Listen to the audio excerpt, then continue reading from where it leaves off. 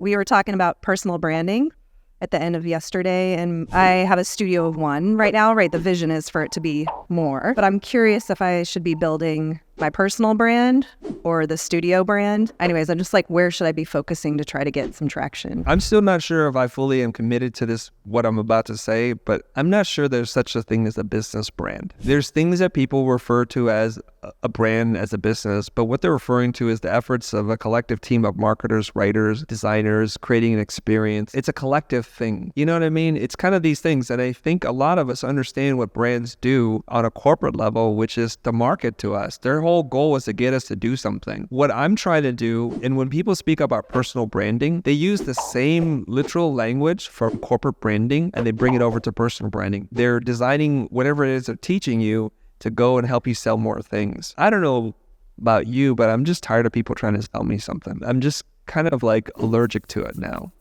And so when I try to teach people about personal branding, it's not so much I'm trying to sell you anything.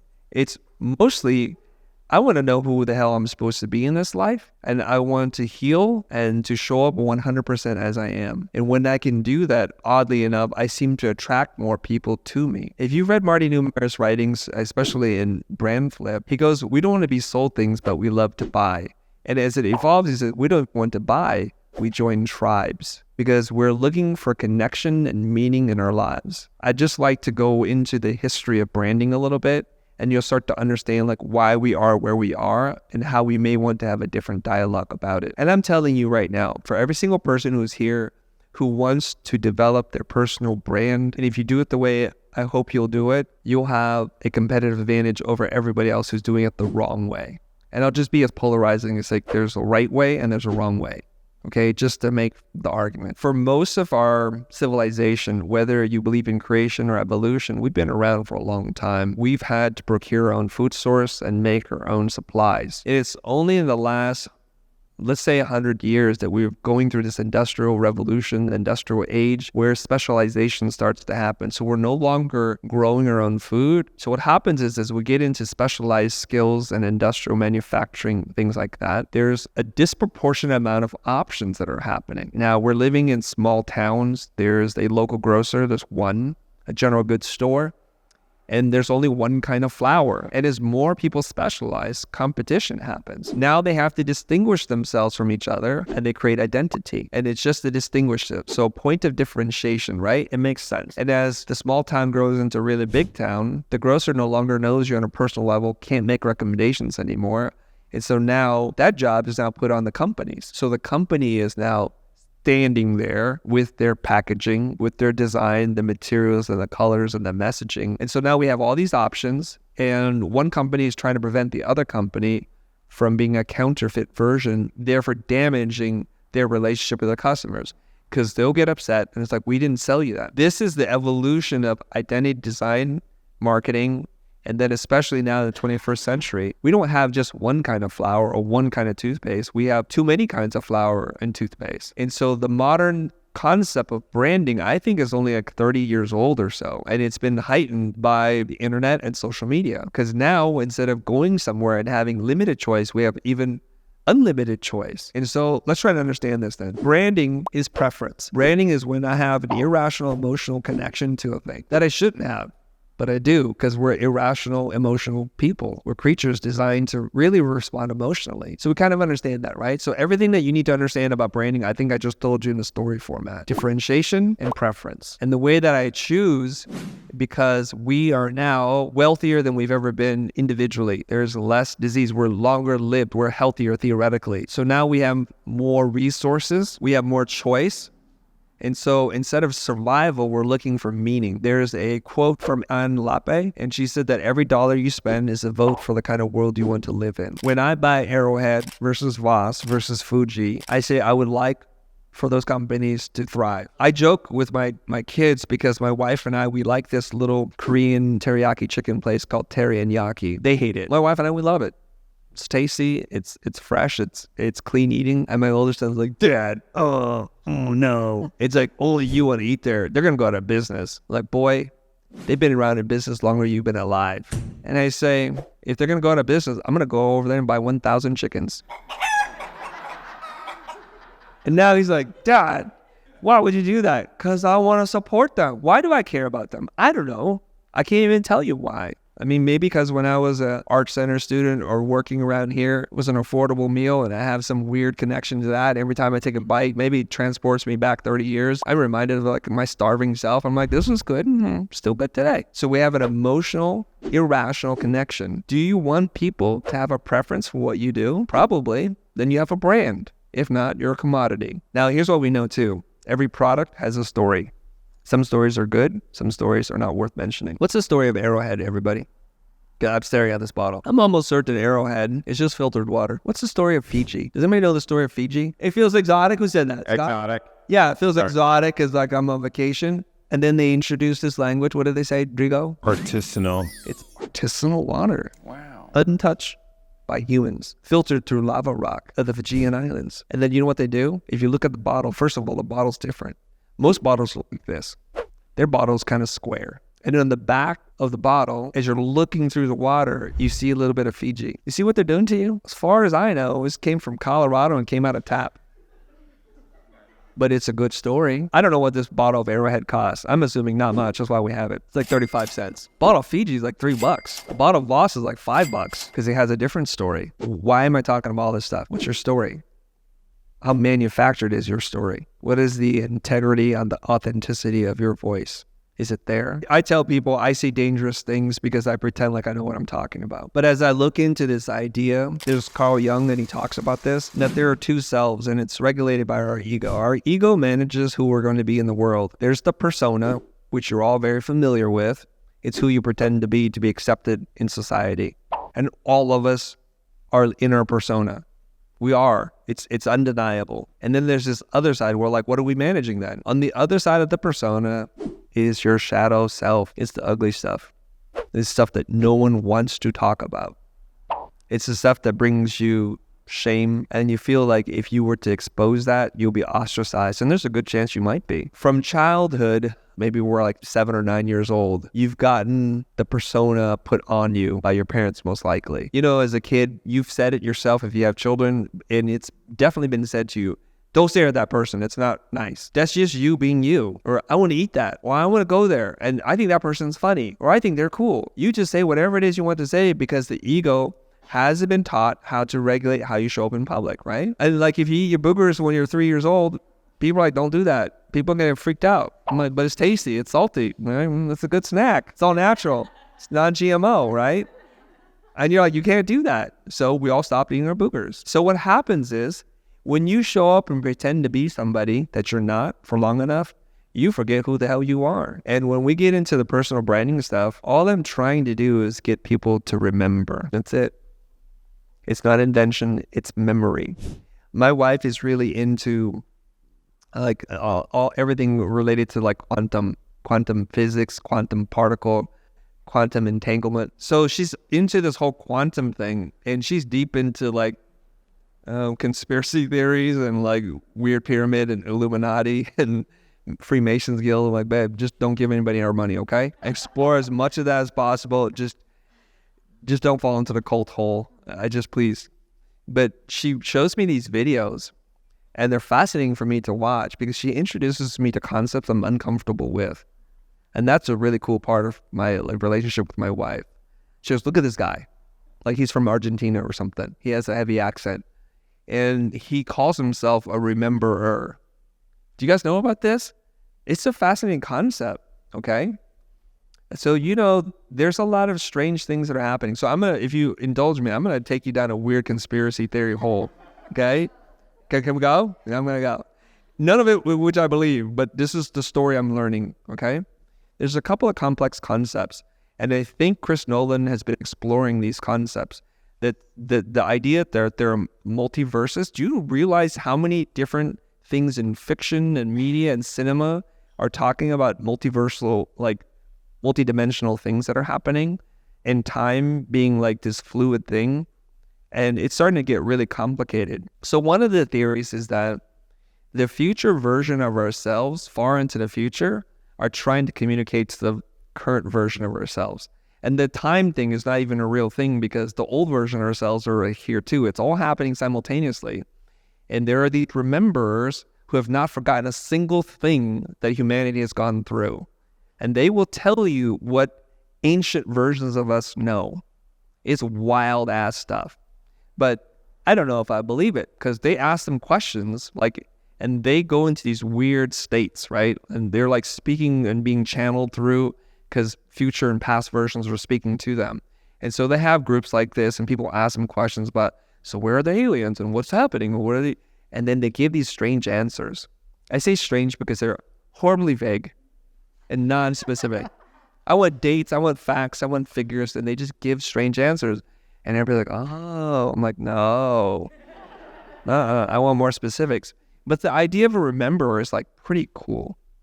Someone who's not forgotten like ancient wisdom throughout humanity, okay? I'll give you one more part and then I'll bring it back to personal branding. It's connected, I promise. The theme that I wanted to explore with you is, can you remember who you are? And if you can, are you then courageous enough to show that? And it's kind of an interesting thing. So let me share with you concept number one. True strength comes from weakness. It comes from vulnerability. And let's explore this concept, okay? If you were to think of some of the people you admire the most throughout history, the ones who stood for something, the ones who were captivating, who had ideas and were philosophers and could move whole groups of people with just their words, the ones who seemed super comfortable in their own skin, who weren't these charlatans trying to sell you something, there's probably a handful of people that you think of in your mind, right? And it's not typically like who's portrayed today. Today, if you ask some young people, who's this iconic person you're thinking about? They might say The Rock. He's popular, millions of followers. He's like some alpha dude, right? With muscles on top of muscles. And they're like, well, that's who I aspire to be. What names come to your mind when you think about like throughout history? Who are some of these people that really stood for something? And you'll start to notice a pattern. Hopefully I can land the plane and just talk to you about that. Who do you think some of those people are? Just shout out a name. Gandhi. You say Gandhi? For sure, Gandhi. What's that? MLK. For sure. Anybody else? Like Socrates, right? Who? Socrates. Socrates. Yes. Of course.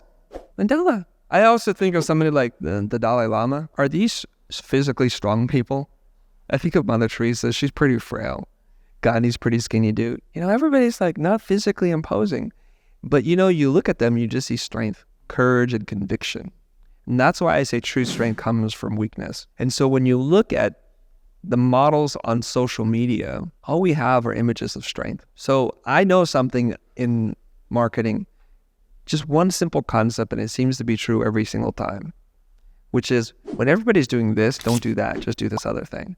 When everyone zigs, you zag, and everyone zags, you zug, right? If everyone is doing a linear thing, do a curvilinear thing. All you need to do is go in the opposite direction of everybody and you will stand out. So if you want to be able to stand out, and we see that always see our images of perfection, of strength, of glamour, of success, you just got to do the opposite. And they're like, that's refreshing. I don't know if the Dalai Lama is wealthy. I can't tell because all he does is wears roped. He has nothing. But yet I think he lives richly. And the people who have been able to meet him, they'll say similar things like there's an aura and energy. And I think it's like, why are people drawn to that? So there's something about this, right? And so it's a struggle for all of us to be able to say like, well, how much of myself do I want to show? And how much of this is just me trauma dumping? And what is the intentionality behind this? When you see people do that, because people do that, you kind of get grossed out by it too. So there's something weird here. I think it has a lot to do with your intention. We can smell intention from a mile away, right? When you tell a story that seems to be vulnerable and all it is you're just seeking attention and that's your intention, we can see it. Oh, I'm tired of you crying about XYZ all the time. You have to kind of work at this and be guided through this process. Now, some of you have gone through the program and the back calls where I started to explore personal branding through the lens of pop culture. It's evolved quite a bit. I'm not saying it's radically different, but I've refined it. There's like an evolution of the exercise and getting people to think about this. So here's one thing. If y'all want to work on your 2-word branding, I've been trying to figure out how to make it easier for you to figure this out. Number one is rather than come up with words that you love about yourself, let's just start with words that you're like, ooh, those are my shadow words. Because let's start from a place of vulnerability and truth. And so what I do is now I instruct people to write as many words as they can from the lens of you not liking yourself. And just write all those words down. And then we can write words that people who don't like us would say about us. And then we say, what about the trolls? What about a critical parent? And you just write down as many words as possible. And then we start to separate the words that have no emotional triggering effect with us. And we really look at the ones that have a triggering effect. In order for you to show courage, it has to be uncomfortable for you to reveal it. Typically, when I instruct people to do the 2-word brand, you know what they say? It's like, I'm charmingly handsome. They don't literally write that, but it sounds like that to me. I'm a creative genius, a genius designer. I'm like, what are you doing here? What are you doing? Because you know why? They're just thinking about marketing and sales. Marketing and sales. They go right back to corporate branding. It's like, I'm just tired of that. So now when I instruct people to do this, I just say, go with all your dark, horrific shadow words and sit in that kind of discomfort for some time. And then what we do is we take your shadow word, usually 1 or 2 words. That's it. You're only allowed to use 1 or 2 words for a shadow word. So if you can't describe it in 1 or 2 words, use ChatGPT and ask it for 1 or 2 words to describe some complex thing, right? It'll figure it out for you. It's good at that kind of stuff. And then the next thing you want to do is you want to add a transformer word. This is where the magic happens, where you make a negative a positive. And there's something very therapeutic about this. So when you can reveal to the world, I don't like this about myself, but you add the transformer word, but I've learned to accept it. I've learned to embrace this thing that I've hid from everybody for a really long time. Tom Ross. You guys know who Tom Ross is? He's the founder of Design Cuts. He was in the London workshop, of course. He's like, Chris, I think I got my word. I'm like, what is it? I'm a people pleaser. I'm like, okay. Not exactly a good word. It's not like you walk around like, yeah, I'm a people pleaser. It's not a good word. But he goes, is it wrong if I tell people I'm a people pleaser, Chris? I'm like, if that's your word, what are you going to do about it? Transform it, man. He goes, that's all I got. No, really add a transformer word. Why is being a people pleaser so important to you? He goes, man, because I run communities. If you run a community, it's good that you're tuned to what other people need. You see how he started to evolve his thinking around this, where it's a negative word. How did it help you? Why is this an advantage? And he found it. 10, 15 minutes later, he comes back. He's like, I got it. I'm like, what you got? I'm a proud people pleaser. I'm like, is there a shorter way to say that? He goes, I don't think so. Well, why don't you just sleep on it and see what else you come up with? So now he goes around telling people he's a proud people pleaser. The cool thing about it is when you land in your 2 or 3 word brand, what happens is it's not supposed to be the whole story. It's just a title to the movie. It's a title to the book. And it has to be intriguing enough that somebody's like, let me open to chapter 1. What does that mean, Tom? What is a proud people pleaser? And that's when he gets to tell the story about how he did X and now he's here and this is why this happens. And then it's summarized. So what happens is when you find your 2 or 3 word brand, it becomes a lens in which you can tell stories. Because remember, if you're a product without a story, and you are definitely a product, then you're a commodity. So somebody out there, not for everybody, will be intrigued by this whole idea of a people pleaser. And they're going to want to get to know Tom. They might want to interview him. They might want to join his community, his tribe, because maybe that's what they're looking for. A place where they get to feel important, like they're a priority to someone in their life. So now that becomes an asset. He took a liability and turned it into an asset. So you all have infinite stories that can reinforce who you are in the world, that people then can say, I want to be part of that. I can choose anybody, but I choose you, or I choose you. You can't do it if you're not willing to show up and show yourself. Okay? Does that make sense? Somebody else that you can study, I guess it's just the London workshop here, is James Martin, made by James, MBJ. He does a lot of logo work. James is kind of an adorable character. He's a bearded guy. He's like the British Aaron Draplin, but like hipper. Yeah. And James tells you stories about his troubles with sex, being sexually molested, dealing with drugs and alcohol. He talks about it all the time. And so he goes, Chris, what do I do with this? And this is like, there's a lot here to unpack, right? And he started to come up with like different words and combinations. Like he's got a lot of stuff to work with. I won't tell you how he landed it, but he did land the plane. And I brought him up because a woman came over to me and she goes, Chris, I had a relatively normal childhood. I don't have any trauma. No one abused me. I wasn't like assaulted. Do I manufacture something? I'm like, no, please don't do that. Don't create false trauma. You don't have to have trauma. Like, being a people pleaser is not traumatic. So we automatically, see how our brains are wired? As soon as somebody does that must be normal. I'm going to go do that. Like, if we had a room here and you guys started pouring out, just talking about all the abuse and neglect that you've had in your life, the one person's like, no, I had it pretty good. They'll like manufacture something just so they can fit in. It's all about fitting in. And if you want to stand out, how can you fit in? And that's the name of the game here when you're building a personal brand. You have to give someone a story that they can understand and relate to. And it's in the imperfections, it's in the flaws that we relate to you. Pixar's like 22 rules of writing story is that we admire people or characters more for their struggles than for their success. So the proud people pleaser now has a filter and a lens. He can tell infinite stories. He can search through the memory banks of his life and just pull out the moments that seem to connect to this theme. And what happens is it becomes a lens that crystallizes all your stories. If I tell you, say, we're going to have each one of you grab the mic and tell a story, you're going to flounder. Many of you will ramble on. Most of you have no point. It'll be totally incoherent and uninteresting to most of us. But all of a sudden I say, tell a story that sets the origin of why you're a people pleaser much easier. Tell us a story when being a people pleaser was an advantage, when it's been a disadvantage. And so now you know how to search for the story.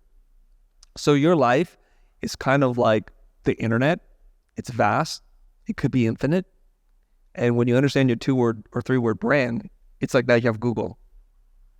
And it can serve up the results. And you just go through the top 25 stories. And you can quite literally turn that into talks. You can use that to write a book. You can do some pretty powerful stuff. But you need to give people something to bite down on, right?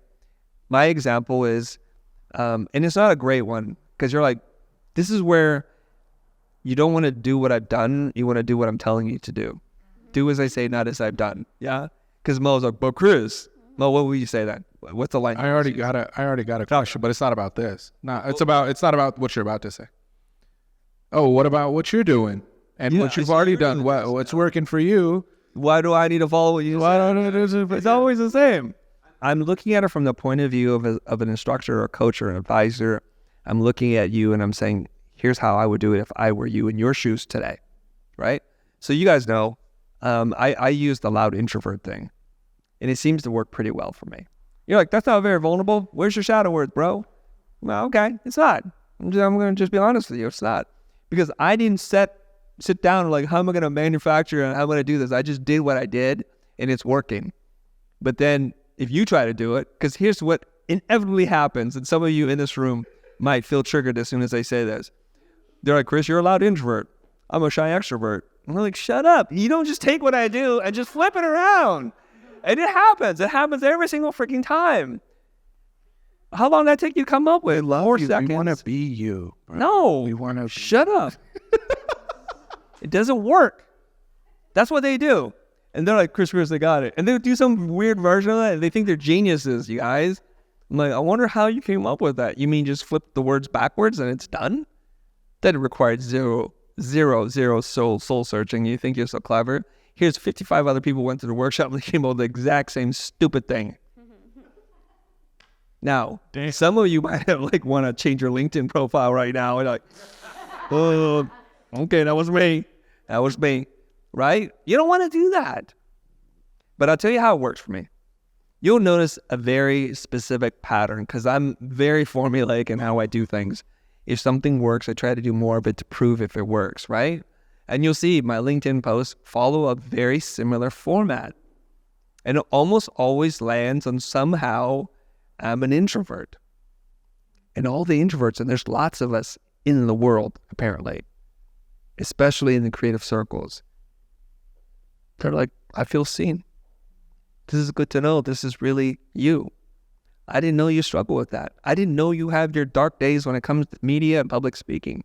And I'll tell you right now, kind of almost like just looking at the data from the posts that I have, the ones where I touch on those painful moments, those will outperform by 3-1.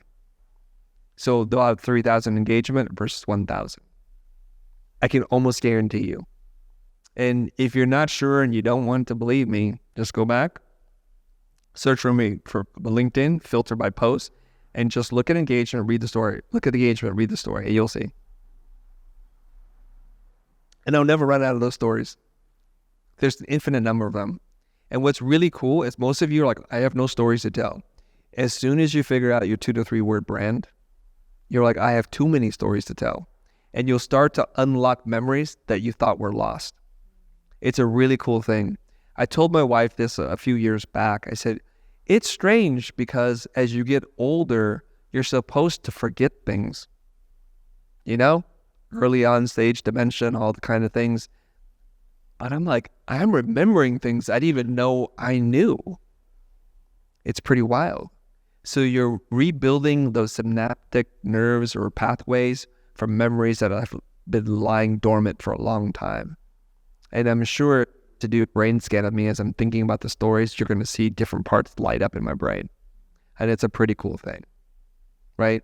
So you all have infinite stories that can reinforce who you are in the world, that people then can say, I want to be part of that. I can choose anybody, but I choose you, or I choose you. You can't do it if you're not willing to show up and show yourself. Personal branding. Yeah, another question? Am I building my personal brand or am I building a brand for my studio? Like a personality for means for making my studio?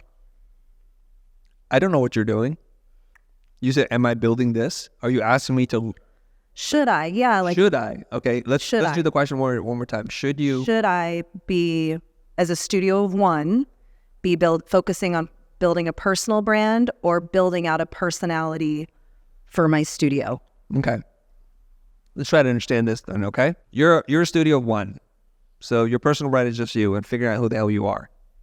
Figuring out your point of view, your beliefs, your values, your interests, your origin story, your transformative story, all those kinds of things. That's you. If your studio has one person, I don't understand the conflict then. Are you going to create something else for your company? Well, when I think about a studio, I feel like you have more clout when you're a team, right? Like that I'll land bigger clients than I'm just Ellen. So which is why I have created Means for Making and talk about my collaborators and so that's why Means for Making, instead of just saying I'm Ellen Keith Shaw, like Means for Making does stand for something. I stand for something too, right? But I think it was, and I still believe that I don't want to be running my business just as me. I think it's very different for some folks who are offering kind of different. Okay. Yeah. There's some things here I want to take apart. Sure. And I want you to imagine I'm writing this on a whiteboard because I don't want to get up. But let's just imagine that that's the case. Okay? Your statement is, I feel like I have more clout if it's a team bigger than me. And that's the vision that it is. But that's fine. Yeah. You just full stop there. Yes, clout. I have more clout if it's more than me. And a lot of people here would believe that too. You're bigger. Okay? So we're going to practice critical thinking. I need to find one example where that's not true. And then your theorem falls apart. You know what I'm saying? It's like, we can't disprove gravity, so therefore gravity must be real. Follow? Like, the earth was flat, and then we did experiments, and then we found the earth was not flat at all. It was round. And now the old theory goes away. So if you want to be a critical thinker, to be like a deep thinker, philosophical minded, who's got like these gems, what you want to do is every thought you have, the first thing you should do is try to disprove your own thinking. And the way this works, and it's very powerful, this is how I always win my arguments. So I win the battle, lose the war sometimes when it comes to my wife. I'm like, I was right.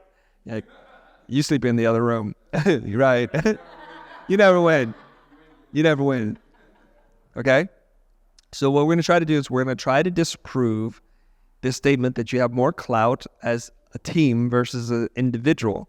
So we need to find one example where an individual has more clout, and we might have to define what clout means, okay? And we'll do that together, and then we'll see, and then we might want to revise our thinking. Is that fair? I don't know yet. This is not premeditated. Of course, you didn't text me before. I'm like, Ellen's going to talk about this. So we just have to work through this. Scott, just hang tight for a sec. I'll get you. What does clout mean? Means appealing to a level of client and a budget. Yes. That's how I think of clout. That's pretty fair. I love the way you just went super tactical with that. I thought you were going to give me some fluffy cloud, and you didn't. So I appreciate that. It means I have access to bigger brands and clients, and the amount of money I can charge is much bigger.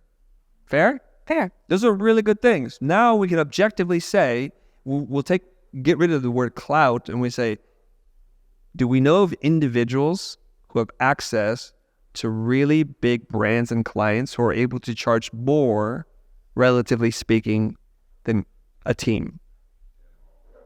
Dan Hall? Go on. Seth Godin? James Martin.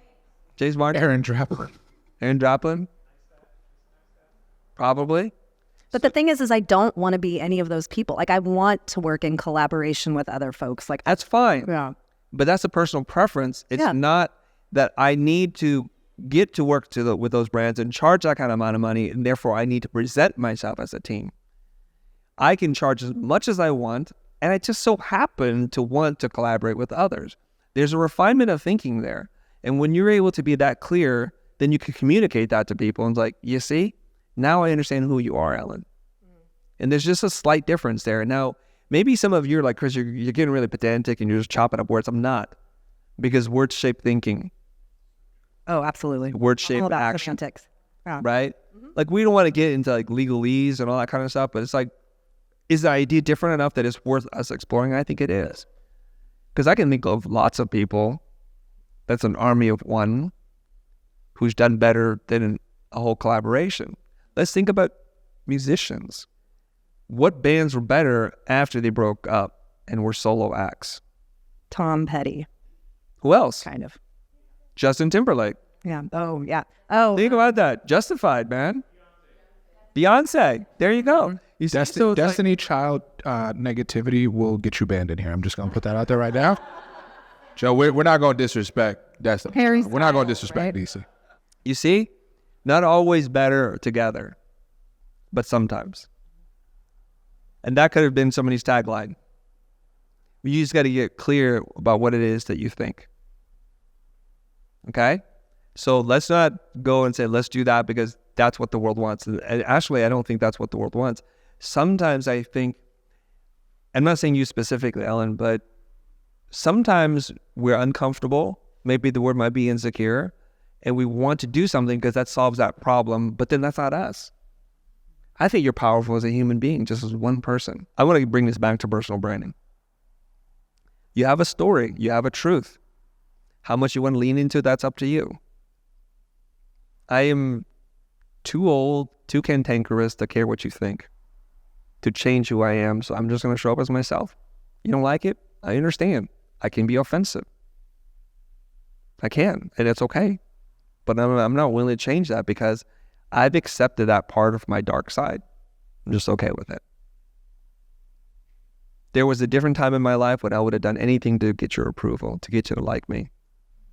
And I'm looking at that time and this time, I'm much happier, much healthier, much more successful being this cranky bastard than I was at this placating wiener.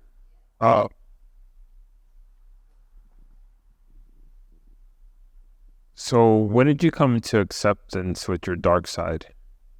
I think I was lost for a while, Drigo. And I think when I was in college, I found myself. And I found that I could be good at something. And I put all my heart and soul into that thing. And that allowed me to rebuild myself. I think if you're like 1 to 18, you don't know who the hell you are. You're just doing what everybody tells you to do, what your society, your culture, your church, your parents, your grandparents, your cousin, your uncle, whoever, your auntie. You just do whatever they tell you to do. But for me, I was a person desperately seeking Chris, like I'm looking for something right now. And when I found graphic design and more specifically typography, Drigo, I'm like, I think I can do this and I can be good at this. I can suck at everything else in my life. You can think I'm total dog trash, but I'm going to be good at type. And I became really good at type. And so I'm like, okay, that's my identity. I'm a designer, a typographer. And I'm going to put all my energy, my heart and soul into this. And from there, I started to have a trunk to build branches off of. And it's like, I don't know if you watch this guy. He's always showing you how to like recycle seeds and fruit. He's super high energy and he goes like this at the end. That guy, you know what I'm talking about? He got a signature move. Like, he's a little bit too much fun energy for me, but I keep watching him. And there's a whole process in which you can take a nothing into a tree. And he has all these steps. But once the tree has taken root and it's strong and you can transfer it outside, it's going to be all right. It doesn't take that much effort. You just put a little water on it, it's fine. But in the beginning stages, you got to mist it, put cinnamon, and you got to do all these kind of weird stuff. I watch the videos, you know? So for me, design and typography was that trunk and the roots set. And over time, the roots just get stronger and deeper so it can withstand a gale force wind. And that was it, Trigo. I needed to find something I could build my identity on. So if you peel back all the layers, and now, you know, like every tree, there's rings that show you the age of the tree. At the center of it is probably designer. And maybe outside of that is teacher, and then entrepreneur, and then motion designer and director, and you just keeps growing. But if you cut back all the way to that core, and we don't have to go back there because the tree is much stronger now, but that would be the core. And when you find your core, everything's pretty easy. That would be my take on that. Mo, I know you wanted to say something, and we cut you off, so. Something that I want to just share something that I learned from him a few years back on a phone call about asking questions when I'm in a tough spot.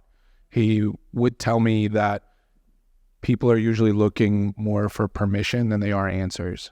And a should question is one that he can't necessarily answer. He can only guide you to the answer that you want. So, and I'm paraphrasing because my memory is not as good as his, but as I was listening to you, I feel like you've already made up your mind. As I was listening to you yesterday, I'm listening to you today. And when you reframed it and the whole group said, should I do personal branding or business branding? It just felt like you had the answer. Even when he said it, you were like, well, clout. And you guys kept favoring business brand.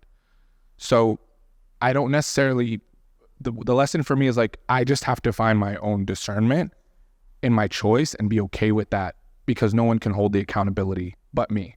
And that's why he can't answer a should question, because like he can't be accountable for whatever you decide to choose.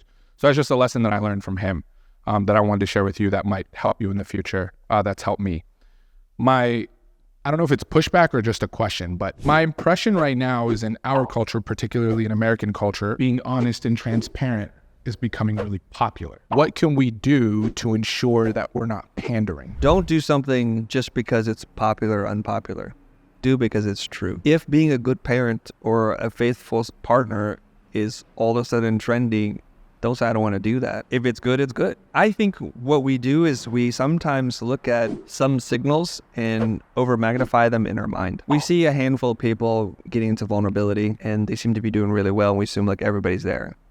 I can almost tell you right now, 9% of the world ain't doing it. And we falsely equate like 4 people we think, because the way it registers in our mind, right? Brene Brown, Joe Coy does a pretty good job of this, and people owning their story. Hassan Minhaj, he's doing it. And it's like, wow, this is really cool. And I'm trying to get other people to do it just because that's the right thing to do. It don't matter if it's trendy or not. It doesn't matter. What is the alternative? I don't get it. Let's just say, for example, if therapy is helping lots of people right now, and all of a sudden it's like the new LA thing to do, and you're like, I'm not going to do that, I'm too cool for school. You're saying, I'm going to screw myself over because I'm a nonconformist. I'm a rebel without a clue. I think as humans, people are good at discernment, and we can tell who's putting on and who's like being genuine. And over time, like the consistency with this, who you are, like we can tell, and we know like, okay, you're moving with the trend, you know, this one is just being honest and genuine. So I think that's what sets it apart. I think that's a good thing. Like we said before, we can smell intention a mile away. We know who's doing it fake and it's a bit and they're going to do it. That's fine. You'll fool some other people some of the time. If I'm doing something as a carousel on Instagram and there's like 3,000 other people doing it, I don't really care what they do. I'm not going to change because they just are doing the same thing. I don't even care. I'm only going to change because I feel like it's time for me to evolve and change. That's all it is. Like if you're a classic jeans and t-shirt guy with a jacket, just because everybody's doing it, what are you going to do? There's other ways to be different. So I wanted to speak to what you had said, like, how do we know if it's a bit? How do we know if our vulnerability is performative? I just ask, Am I doing this, whatever the thing is, for validation, for praise, or for approval? And if it's yes to any or all of those things, then it's not true vulnerability. It's not even a bit, but it comes across disingenuous, it comes across inauthentic, and it comes across sometimes not ready. And when it's not ready, then you land into this arena of trauma dumping. I have a much easier way to understand this. Sure. Let me try this on you guys, okay? If you were to write it in your journal, no one's supposed to read that. You're not doing it because you want someone to read it. You're writing it because that's how you have to understand yourself, to process your thoughts. That's really how you should create content. Now, I'll give you another example. Let's just say you knew your mom read your journal and you wrote things in there so that your mom would treat you a little nicer, let you go out with your friends. That's what we're seeing. And you can smell it. I want you to read this because I want you to do something. I want you to feel sorry for me. I want you to open the door for me. I want you to let me stay out later. But it's just for you. Okay, who am I? It's a really big question. It's not one that's easy to answer. So it's not like you're going to just crank out something and you're done it when you're 17.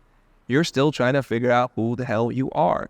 Some of us are really lucky and we get to figure that early. Some of us are still working through it, and some of us will never get there because it requires a level of introspection and discomfort for you to get there. We know friends write things and we're like, oh my God, because you know the real person, and then you're like, what the hell are you writing right now? We know. I don't feel mad or anything. I just like, it's a cry for help. Then I'm DMing them. I'm like, that's fake AF. When are you going to show up? And they get super offended. Like, what do you mean? I'm like, you know, when you said this, you stopped there. Why didn't you tell this part? Because I know that part. Like, well, Chris, or people are going to get upset. I'm like, you see? You stopped because you knew. You already knew. The rest of it's just lying to yourself. Don't give me half that story because it makes you look good. Give me the other half that makes you look bad and how you dealt with it, what it taught you. Here's another thing that you can usually tell in these stories, the good ones from the ones that you're like, what? Is why is in your story you're always the hero? So that's also another good place. You know, you'll notice a lot of my stories, someone else is the hero, not me. I'm the idiot usually in the story. Not always, where someone else told me to stop doing this and I did it. When we talk about vulnerability and weakness and other people jumping into your story, then they see themselves in you. And Dan Gibbs has a funny way of saying this. It's not her saying, but everybody's trying to be the sage on the stage when you should just be the guide on the side. Everybody wants to be the star. And so, you know, these days when I get up on the stage, I try to think, how can I tell you I'm an idiot? Then all of a sudden the guard gets lowered. Hormozi talks about this when he was on stage. Let me tell you 3 things that are bad about me that I don't like, and then I'll tell you 1 thing I like. By telling you 3 bad things I don't like, the 1 thing that I like has more weight and power. If he went on stage like, I'm good looking, I made a gazillion billion dollars, and I'm great at marketing, like now we don't believe him. You know what he said when he went up on stage? You were there, Grow with Video. He's like, I don't know, first thing about content creation and content marketing. Actually, you all know much more about it than I do. I'm mostly a paid ads guy, but I'm shifting my thinking. Everybody's listening now. Go look at your last post, everybody, in your mind. I'm like, okay, did I do that? Did you go on stage and tell people how you suck at a bunch of things, but you kind of know 1 thing? Maybe you say, like, now it's become a formula because I am a formula guy. When I figure out something works, I just do it again. And you're like, are you manipulating? I'm like, maybe, I don't know. I just, like, if it works, why would I change it? So these days, my post usually begins with, my God, here's how stupid I am, and I struggle through it. Here's the pain. But here's the thing I learned, and I still need to remind myself every single time. You also get really suspicious of stories where I struggled all my life and I'm totally cured. Says who? Lie. I was hooked on heroin for 10 years. I'm perfectly clean now. I never struggle with it again. Lie. And even if it were true, we don't want to know that story. We don't care about that story because it's in the struggle that we get to know who you are and we get to relate to you. It's that way. So if you ain't feeling a little bit of pain, then maybe you need to dig a little deeper. It's not about like pain, but maybe it's more like discomfort. You have to be uncomfortable. Okay, Ihor. And then we're going to get to you. Yeah. What's your name again? Devin. We're going to get to Devin because he's been very patient. I want to bring us back a little bit before that story. So the problem is I have when we see the content, and especially if we follow the advice of vulnerability thing. And what I see online is that I am tapping into someone's diary and I'm exhausted on reading all these feelings. And especially the problem is I have with Emily Hansen content is that it's all about her. And I lose the sense of what I'm doing here.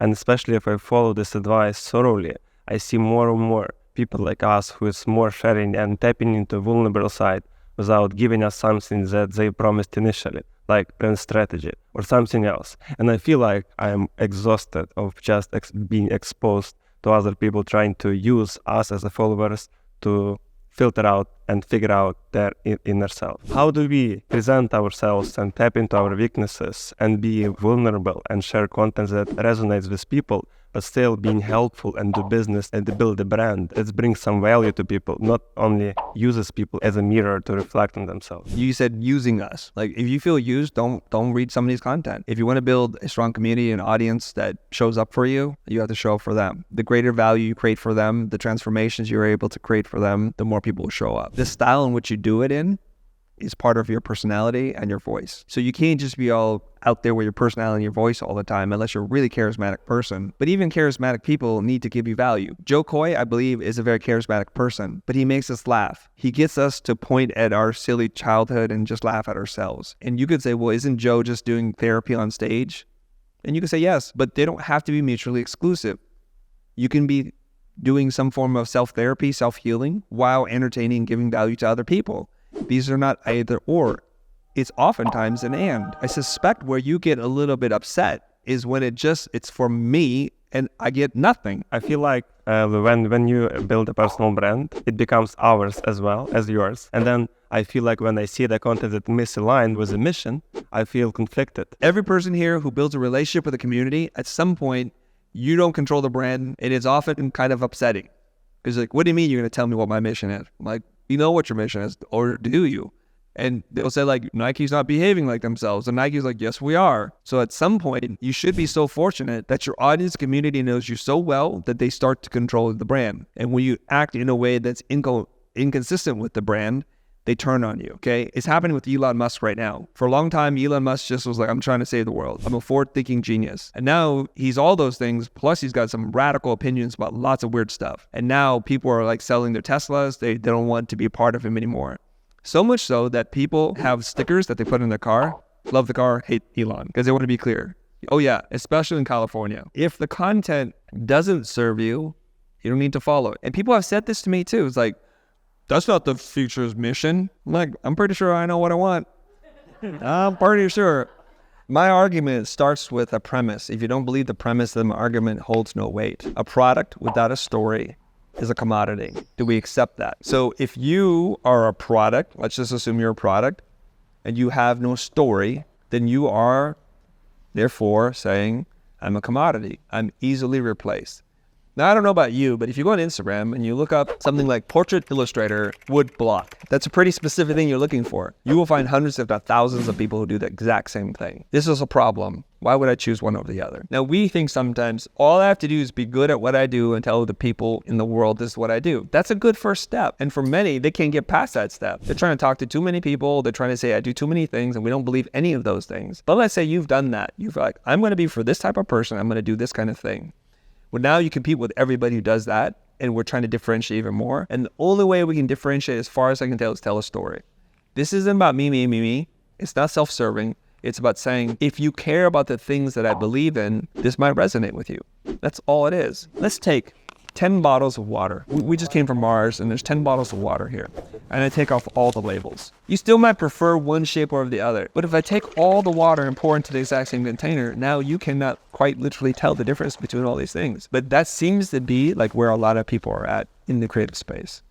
We take our contents, our ideas, and we pour it out. We say there's no difference. So without the label, without the design, without the story and the colors and the materials, it's just like everything else. I want to choose companies that I want to see in business. Seth Godin writes in his book, All Marketers Are Liars, that we, the buyers and the manufacturers, are complicit in a mutually shared lie. This wine tastes better because they told us and we believe them. This tennis racket is better because they told us and we believe them. We have to agree on the lie. The actual differences are much smaller than what we think. And there's all kinds of people who swear up and down, oh, I'm so attuned to flavor and taste. And yeah, there's a couple of people like that, but most of it is just you're unwilling to believe that you're complicit in the lie. And you can read Seth's entire book. It's a couple hundred pages. It'll come to the exact same conclusion that they're lying and we're buying. So if you've told yourself now, if I tell a story, it's too self-serving, it's all me, then you won't tell your story and then you will be the commodity. But here's the weird thing. As I try and tell stories around what it is that I do, people get really excited about it. And they reward me with a couple different things. One, greater reaction count, more engagement, and the amount of sharing and resharing, invitation to speak about those kinds of things. And then I have authority for whatever reason because enough people say that. It's just that. I'm like, so it seems like the more I test this concept, the more evidence I'm able to collect that seems to support that argument. Aaron James Draplin. You guys know who Aaron James Draplin is? Anybody? He's a graphic designer. And if you talk to young designers and you ask him who's the best designer you know, he's going to make the top 10 list. He should not even be on the top 10 list. He's a good designer. He's a friend of mine. But he should not even be on there because there are legends and pioneers, the Swiss, German, English, design, American pioneers that should be like so deep. But why is Draplin on that list? Because people often associate fame with skill. And we cannot escape this. We buy something, we think it's good because we've heard people talking about it. It's just the way we are because we're social creatures. We depend entirely on the network of people that we know, like, or trust, saying this is good, therefore we buy and use that thing. So again, you need to help people be complicit in the lie. And this is a strong language to say it's a lie. I know it's not a lie. It's just, there's a story, I want to believe you. So I don't think it's self-serving.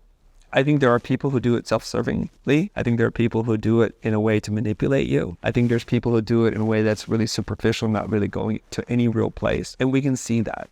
And if we can't, we'll eventually figure it out. That's why when you see like some savvy marketers who tell you this heartstring kind of pulling story, like, I don't believe you. There's something funny about the way this is packaged so carefully and the way that you're able to deliver it. That I smell con artists, and there are a lot of them, and you know who they are. I'm not going to mention their names. Some people think I'm a con artist. I'm okay, cool, not for you. And it's an odd position to be in. It really is. Do you guys know that the Chinese culture, the Chinese people invented gunpowder? Do you guys know this?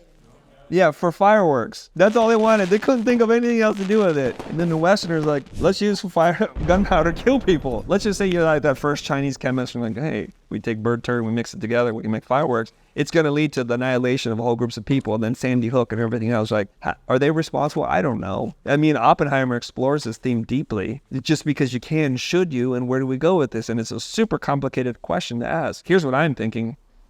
I'm going to teach you what I know. How do you want to use math or storytelling? That is your responsibility. I hope to attract the right kinds of people, but unfortunately, there are good seeds and bad seeds. And I also have a complicated worldview on this, right? I have a strange worldview because I argue with people all the time. Most of the times I think I'm right.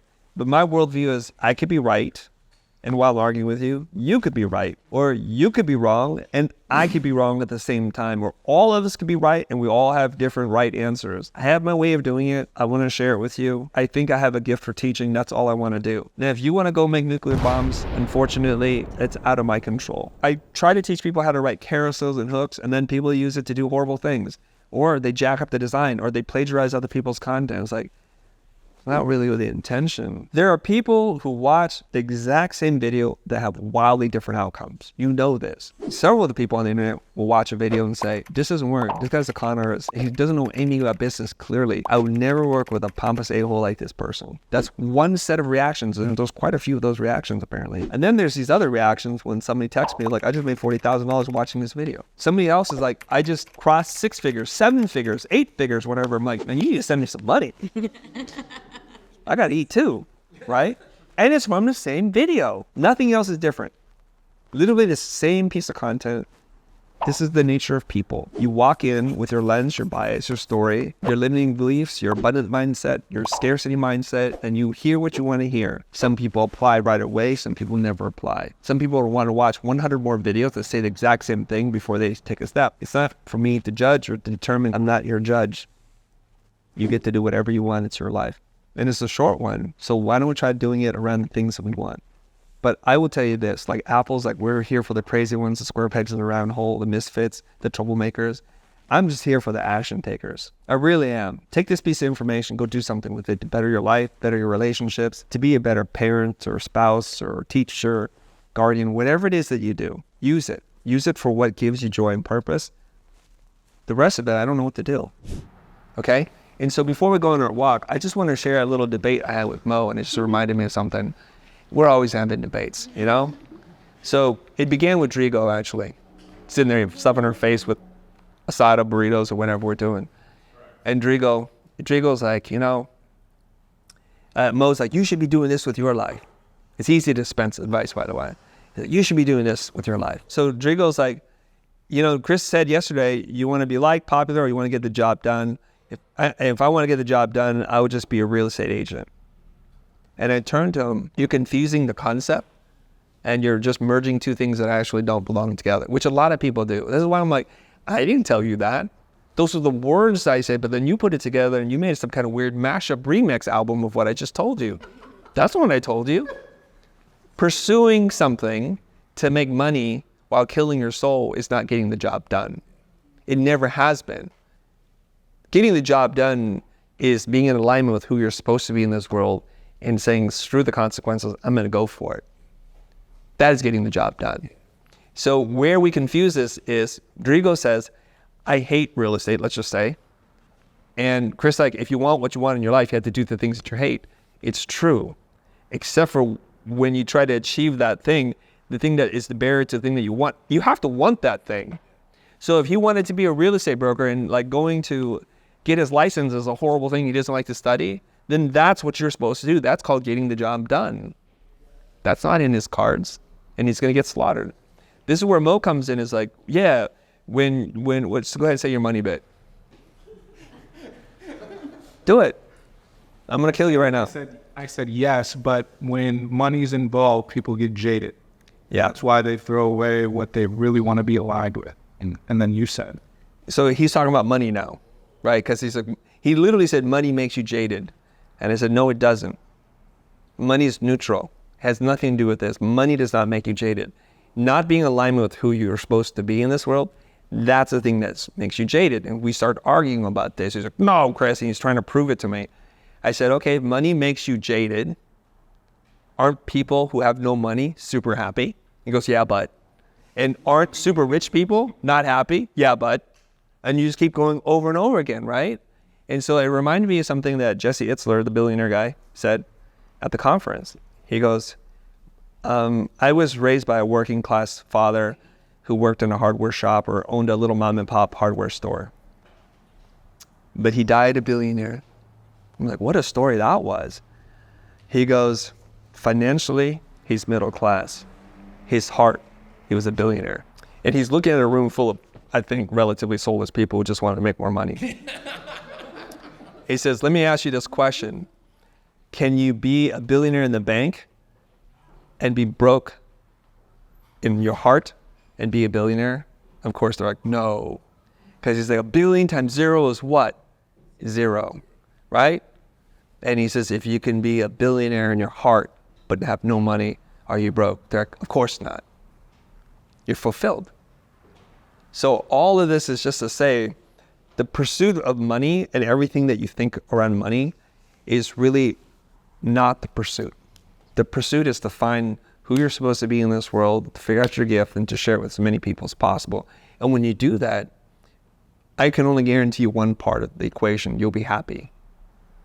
And you'll die a happy person. You might be broke financially, but you won't be broke spiritually, emotionally, intellectually, in your heart. And maybe at the end of the day, when you realize how short our life is, that won't matter. But I also, as a capitalist, think the more aligned you are in your life, the richer you'll be financially in the bank account. The problem is, in Drigo's observation, he's like, well, I should be a realtor then. I'm like, no, you won't. That is the wrong path. That is the path of just pursuing money for money's sake. And you think that's what will make you money. And it turns out it won't, because there are people, men and women, who live, breathe, and eat real estate. They've been dreaming about this all of their lives, and they will eat your lunch every day of the week, right? There are people who like magic, and there are people who are in love with magic, and the people who are in love with it and versus like it, they will destroy. Because you know why? It takes an incredible amount of fortitude, courage, and conviction to get past all the no's and the rejections, the late nights, and the strained relationships that's going to get you there. And you're going to need that passion in the gas tank to get you across that finish line. And everyone who doesn't won't.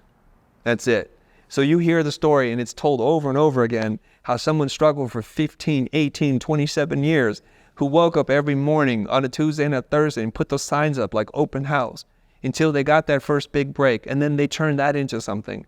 It happens over and over again, and we see them in popular culture and media and stories that we read and the people that we talk to. It's almost always the same exact blueprint. And yet we delude ourselves and we think, oh my gosh, it's a 2-year endeavor. I like this, so I'm going to achieve that. And then they don't. And you know what they do? They pick another thing. And they do that, and that doesn't work. 2 years later, they try this thing. And then you just keep trying and restarting. It never goes anywhere.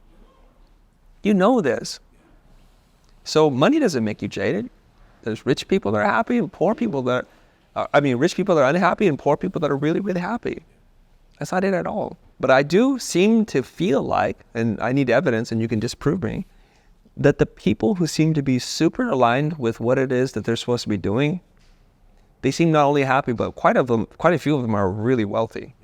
Wealthy in different dimensions though. Like the Dalai Lama is probably not wealthy, but he's wealthy in the spiritual dimension. Maybe a billionaire in that space, right? Like Mother Teresa, like robes and poor, and she was rich in a different dimension.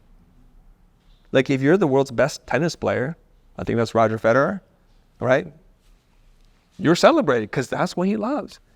If you're Michael Phelps, you just love the pool and you just the most decorated athlete, right? That's it. You guys just find that thing.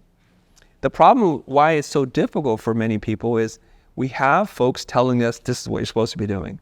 That could be your parents, and it's society, and it's your culture, and it's your religion, it's all these things. And so, like I said, when you pretend to be somebody for long enough, you forget who you are, you forget what you want, you forget what makes you happy. And sometimes it takes a fishing trip or a 10-day immersion retreat thing to go and recalibrate. It's like, who the heck am I supposed to be? It turns out it's actually quite difficult to be happy, and it takes work. It shouldn't, because it's the most natural thing. But I think it's because of the way our society and culture has evolved that it's now become really hard. It's hard to know who you are. It's hard to pursue what makes you happy. It's hard to give yourself permission to like that pursuit. And that's a struggle.